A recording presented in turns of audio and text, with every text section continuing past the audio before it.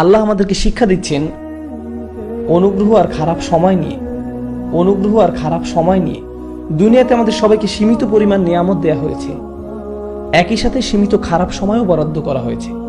আবার আল্লাহ আমাদেরকে রিজিকও নির্ধারণ করে রেখেছেন, যেমন আমাদের টাকা পয়সা, আমাদের বন্ধু বান্ধব, আমাদের পরিবার, সন্তান সন্ততি সহ আমাদের জীবনের ভালো যা কিছু আছে তার সবই আমাদের রিজিকের অন্তর্ভুক্ত।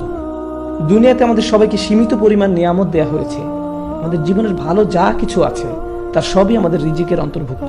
এবং আমাদের জীবনে এসব জিনিসের পরিমাণ অসীম নয়, অসীম পরিমাণ শুধু আপনি জান্নাতেই পাবেন।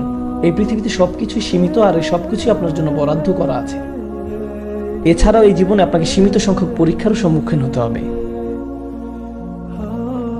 আপনার জন্য যা বরাদ্দ হয়েছে তার চেয়ে আল্লাহ কোনো কিছু আপনাকে কম বা বেশি দিবেন না। এই জীবনে আপনার ভাগ্যে কি আছে তা ইতিমধ্যে নির্ধারিত হয়ে গেছে। তাই আপনি যদি এটা নিয়ে চিন্তা করেন তাহলে বুঝবেন যে আপনার পরীক্ষা এবং আপনার সুযোগ কোনোভাবেই আমার পরীক্ষা আর আমার সুযোগের মতো নয়, তারা এক নয়, কোনোভাবেই নয়।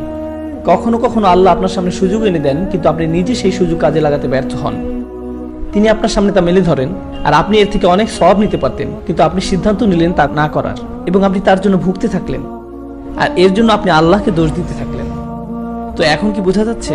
প্রত্যেকেই আলাদা আলাদা ভাগ্যের মালিক, সবার জীবনের পথ আলাদা।